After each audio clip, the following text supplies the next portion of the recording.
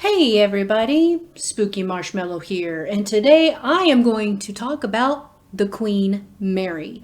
Now, if you've watched any kind of paranormal TV shows, you've seen an episode of something going on with the Queen Mary.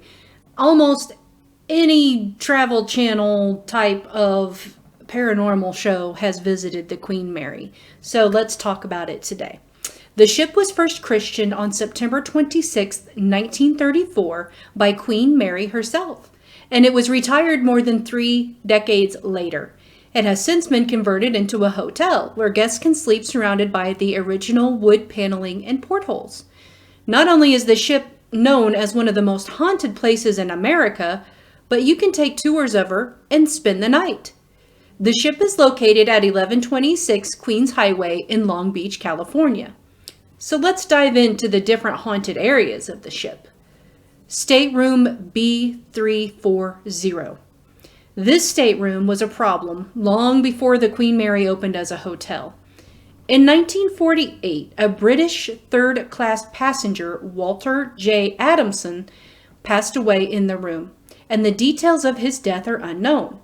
Later, in 1966, a woman staying in the room reported that she was woken up when the bed covers were pulled off of her and she saw a man standing at the foot of her bed.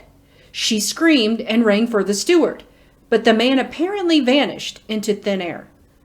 Years later, guests staying in the room have reported hearing someone knocking on the door in the middle of the night and seeing bathroom lights mysteriously turn on.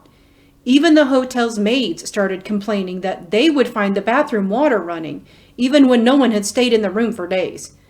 And one reported that the bed covers were pulled off right after she put them on. The room was closed to guests for many years, but it has since reopened for anyone looking for an evening of creepy fun. Sounds romantic to me. Next up is the Mortenaya room. I hope I just said that right, which I probably didn't, but I hope it was close. In 1989, 2 women were sent to clean this lounge for a VIP reception.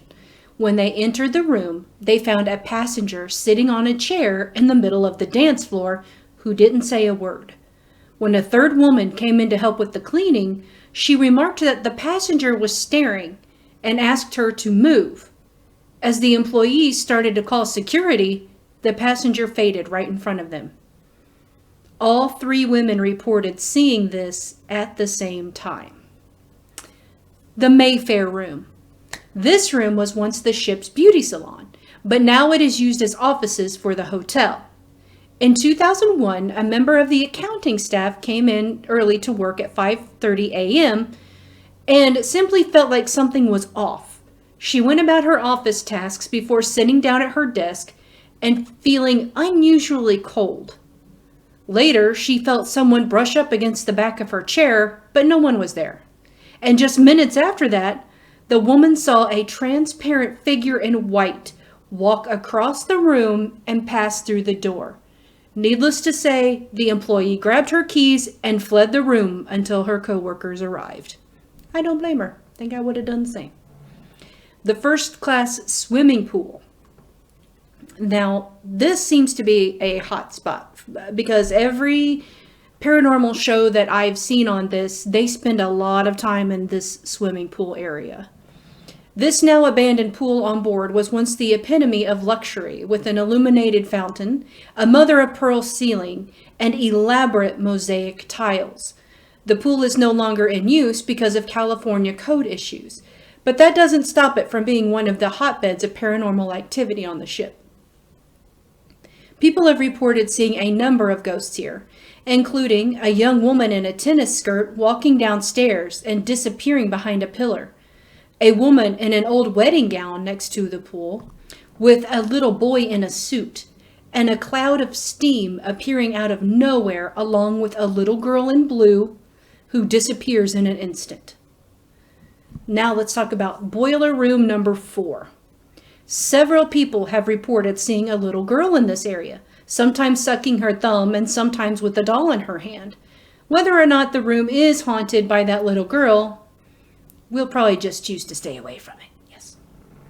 Little girl ghosts freak me out more than anything. Hatch door number 13. This hatch door is known as Shaft Alley, and it was the site of a gruesome accident that saw a crewman crushed to death. One night in 1966, the watertight doors in the engine and boiler rooms were ordered to be closed. About 5 minutes later, an 18-year-old crew member from Yorkshire was found crushed in the door of hatch number 13, trapped with his arms pinned to his side. While the man was freed and carried to the hospital ward, it was too late. He showed signs of crushing injury on his arms, chest, and pelvis, and was bleeding from his nose. He was injected with morphine, but died shortly after. His ghost is regularly seen around that area now, with people reporting the sound of someone running behind them and whistling. Others have noticed spots of grease that look like fingerprints appear on their faces. Some have seen a figure of a bearded man in blue coveralls that looks just like the man who died out of the corner of their eyes. And several others have said they saw an engineer wandering the hallways asking if guests had seen his wrench, but when they went back to find him, he had disappeared. So, if you dare to spend the night at the Queen Mary, you can. Prices generally run from $189 to $229 per night. If you want breakfast, it's an additional $30. It's located in Long Beach, California. Like I said, it's a very, supposedly a big paranormal hotspot. And if you've seen a lot of the shows, like I said, they seem to focus on the swimming area to be the most haunted. Just giving you a tip in case you get brave enough to venture there. Me personally, the Queen Mary is not on my bucket list, only because I find, in my opinion, a lot of those ships, I think a lot of it is just residual, especially the ones that saw action in war. They could very well be haunted, yes, but I think there's just so many of them out there that this is not something that I think you should mess with. Like, I feel like it's the same kind of thing as a graveyard. Like, I consider it a graveyard. I feel like you should just let the spirits be, you know, don't be poking at them. And that's what I feel about the Queen Mary. This is just one of those that I feel should be just left alone. But hey, if they want to make it a tourist attraction, more power to them. But I just feel like this is something that it should just be left alone. That's my personal opinion. I feel like and that goes with all of the ships. I just feel like, you know, it's just like doing a graveyard. It just should, I think it's disrespectful, but that's just my personal opinion. All right, that's going to do it for today's video. Thank you so much for watching. Stay tuned. I will have a video coming out on Saturday, so stay tuned for that. All right, that's going to do it today. Thank you so much for watching. Please like and subscribe, please. I greatly appreciate that. All right, thank you so much for watching. And remember, stay spooky, my friends.